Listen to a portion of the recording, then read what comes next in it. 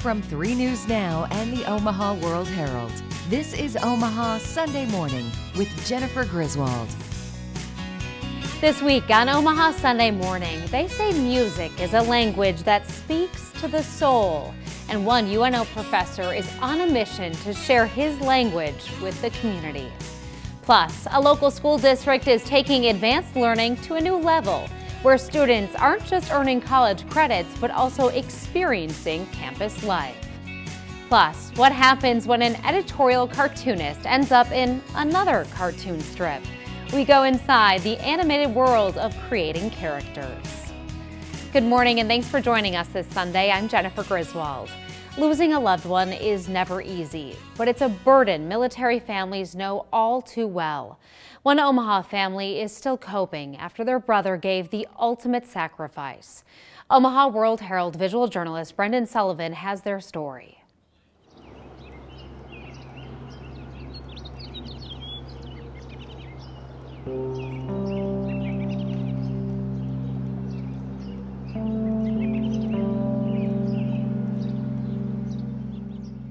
I miss conversation. That's what I really miss. Or just, hearing his voice.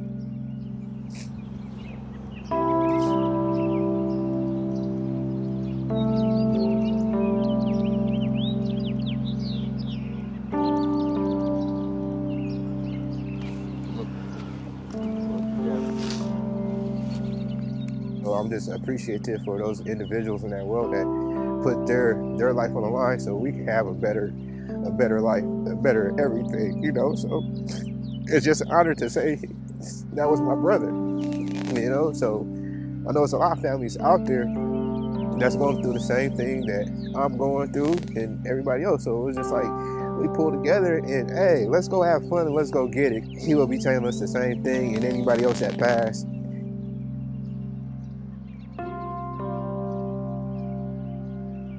My brother, Sergeant Jermaine Eldebro, he was over in Iraq, the Iraqi Freedom War.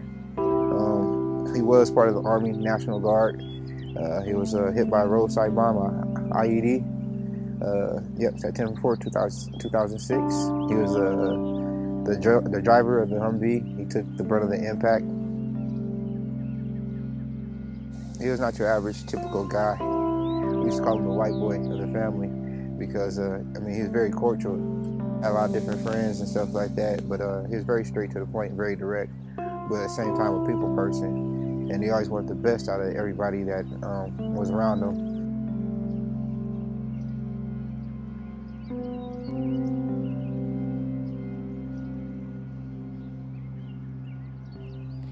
Such a sacrifice. Thank you to all who serve. There have been memorials throughout Omaha and across the country with Jermaine's name. A training facility north of Baghdad was renamed in his honor.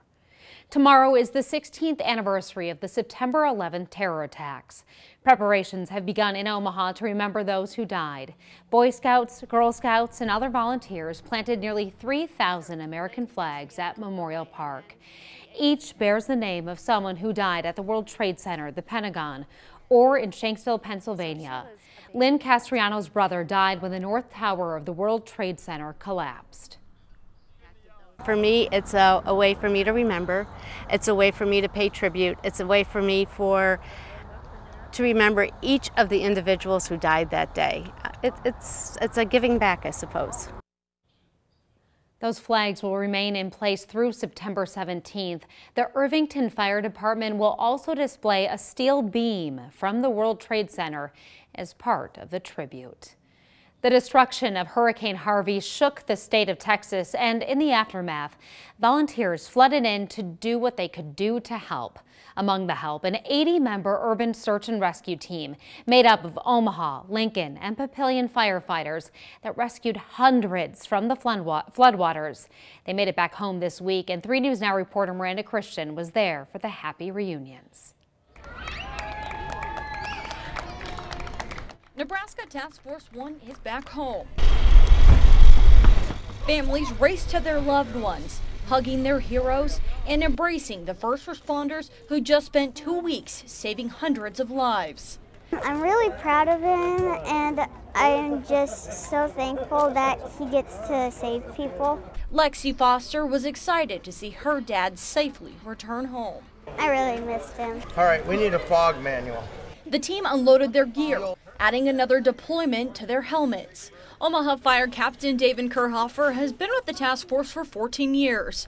It's amazing what those hurricanes can do. It's, tremendous devastation. Kerhofer's job down in Texas was the decontaminations team manager. He kept the team clean after being in the floodwaters for hours on end. He says the most amazing thing he saw down in Houston was everyone coming together. I was surprised by the resilience of the people, and everyone reaching out to help each other. I know for the last several months it's been division, and it took something like this to unify. His daughter was relieved to see her dad come back in one piece. It was terrifying. But the task force is like family, and they make sure everyone has a safe homecoming. And I'm proud of what he does in Omaha, and I'm proud of what he does everywhere else. With the threat of Hurricane Irma, there is the chance that some of the task force members will be deployed again. I'm happy and I'm nervous because I just haven't got to see him for a while, and I don't really want him to leave again, but I'm really proud of him. We got a lot of guys chomping at the bit. It's basically come back, recharge, reload, and redeploy. Ready to go at a moment's notice.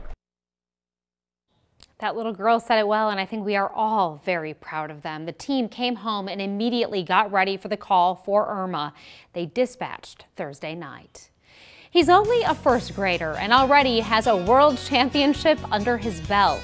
This 6-year-old has a passion for biking, and his years of riding have earned him a spot on the world stage. And now, another accomplishment right here in Nebraska. We'll introduce you to this BMX biking pro already making a name for himself when Omaha Sunday Morning returns.